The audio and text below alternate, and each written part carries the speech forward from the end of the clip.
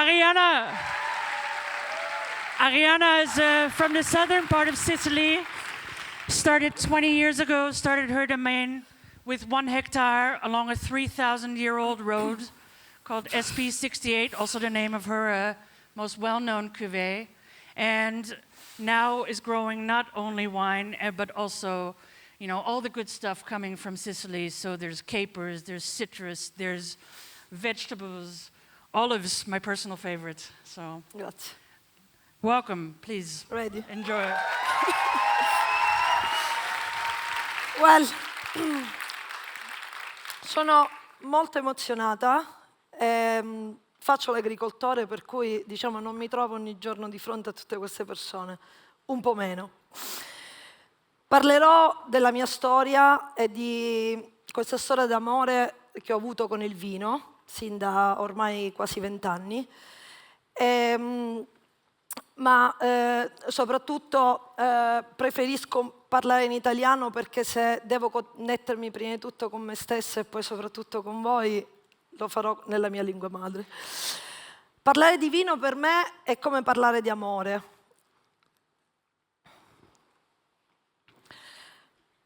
Quell'amore ribelle, un po' sanguigno, quell'amore un po' controverso, secondo me, al quale tutti siamo arrivati nella vita. Quell'amore che se non riesci a interpretarlo bene, a decifrarlo, perché fondamentalmente ti mancano gli strumenti, ti fa anche cadere diverse volte. Ma se poi riesci a trasformare, se poi riesci a capire e anche ad andare avanti, è quell'amore che ti dà anche la possibilità nella vita di riuscire a fare tanto, soprattutto di capire te stesso e di andare oltre. Ed è soprattutto quell'amore che ti permette nella vita di costruire quel pezzettino dopo pezzettino la tua storia. La mia storia è cominciata circa 20 anni fa e anche un po' più. Avevo 18-19 anni, mi trovavo per l'Università di Milano a fare un campionamento in una vigna. Allora decisi di studiare viticoltura ed enologia e mi trovavo in un terreno che aveva questa stessa sabbia, ma questa sabbia era rossa, quindi i miei pantaloncini e i miei calzini erano tutti intrisi. Era estate, c'era molto caldo ed erano intrisi di terra rossa. Un'altra volta che incontrai la terra rossa nella mia vita era quando facevo tennis a 14 anni. E quel tennis allora l'ho dovuto abbandonare perché fondamentalmente non avevo la serenità che ho adesso, o comunque quella serenità che piano piano è arrivata poi nella vita. E soprattutto decisi in quel momento della mia vita di cambiare sport, di iscrivermi in atletica e di correre 100 metri, perché quei 100 metri mi davano la possibilità di scaricare molto più velocemente e di trasformare i blocchi in potenza, che fondamentalmente non erano i blocchi di partenza di quei 100 metri, ma erano i blocchi che avevo nella vita. E quindi l'atletica in quel momento mi aiutava tantissimo. Fondamentalmente, piano piano mi sono ritrovata. A quei tempi ho deciso di fare enologia e viticoltura e se contemporaneamente all'università studiavo un'enologia molto convenzionale, molto industriale, i modelli erano quelli degli anni 90, quelli dell'enologia delle grandi aziende, ma soprattutto di chi non parlava più di agricoltura e di chi non sentiva più l'agricoltura. Contemporaneamente ho avuto la fortuna di conoscere un paio di amici all'università e il fine settimana, invece di divertirci troppo, ci divertivamo in maniera diversa. Andavamo a trovare produttori, artigiani, produttori che in quel momento custodivano un pezzo di terra, ma soprattutto un pezzo di cielo. Quei produttori che per me erano dei custodi. In fondo l'agricoltore che cos'è? È un custode di una porzione di suolo, di una porzione di terra.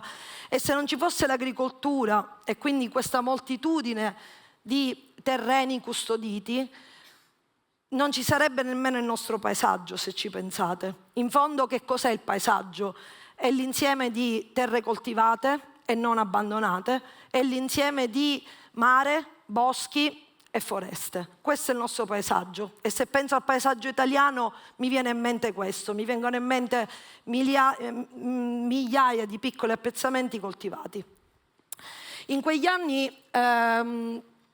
fondamentalmente ho iniziato a sognare i miei posti, perché poi sono andata a Milano a fare l'università e ho iniziato ad avere la mancanza, non la mancanza dei genitori o la mancanza di casa, ma fondamentalmente la mancanza dei luoghi che avevo vissuto sin da piccola. Ma dalla Sicilia c'è un momento in cui vuoi scappare, perché fondamentalmente tutto ti sta stretto. A volte non avevamo il cinema, non c'era la libreria.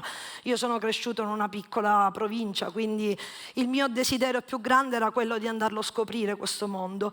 Ma solo quando mi sono allontanata da questo mondo ho sentito la necessità forte di ritornare a casa e soprattutto di farlo nella mia terra, nella mia città che si chiama Vittoria, e da lì partire con il mio sogno, perché era una città che in fondo mi mandava tante sfide. Con il vino e con le varietà con cui lavoro, che in particolare il frappato di Vittoria, dico sempre ci siamo presi per mano. Io avevo bisogno di una grande varietà, una varietà che avesse stratificazione, bellezza, eleganza. Forse non sarei la persona che sono oggi, fondamentalmente senza il frappato, ma forse il frappato aveva bisogno anche di una persona che lo raccogliesse con orgoglio, che lo portasse un po' in giro per il mondo e lo facesse assaggiare in maniera diversa e che lo facesse con amore, con sensibilità. Questo io ho cercato di fare.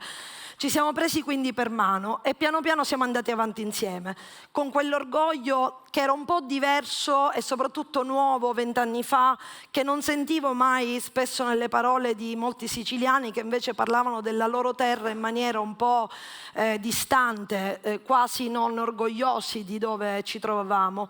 Ma a me da dove arrivava tutto questo orgoglio? Questo orgoglio arrivava dalle parole, dalle esperienze di produttori che prima di me hanno custodito la mia terra.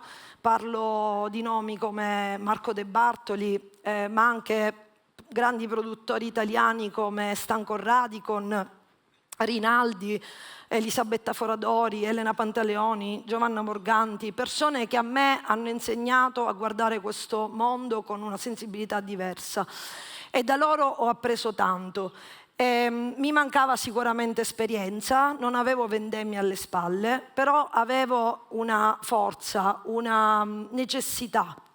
Fondamentalmente forse avevo anche bisogno di ritrovare da un vuoto che avevo alimentato in un determinato momento della mia vita un progetto che me lo riempisse. E quindi avevo ascoltato soprattutto persone che questo lavoro lo facevano in maniera profonda. Io avevo imparato da loro e quindi lì ti rendi conto che il gesto artigiano è la cosa più importante. E che cos'è l'artigiano? Fondamentalmente l'artigiano è quella persona che in maniera molto naturale tesse la sua tela, pezzettino per pezzettino, facendo lavorare in sincrono la testa con gli occhi, ma sono occhi che volendo si possono anche chiudere, perché quel gesto è talmente naturale che continuerebbe a fare quella cosa continuamente, semplicemente seguendo l'odore di quello che sarà. Quindi l'artigiano è qualcuno che questo lo fa in maniera naturale, che ha imparato ma continua a farlo in maniera naturale. E per me il vino è un po' tutto questo, semplicemente è un gesto che mi viene spontaneo e il frappato è l'amico che mi accompagna.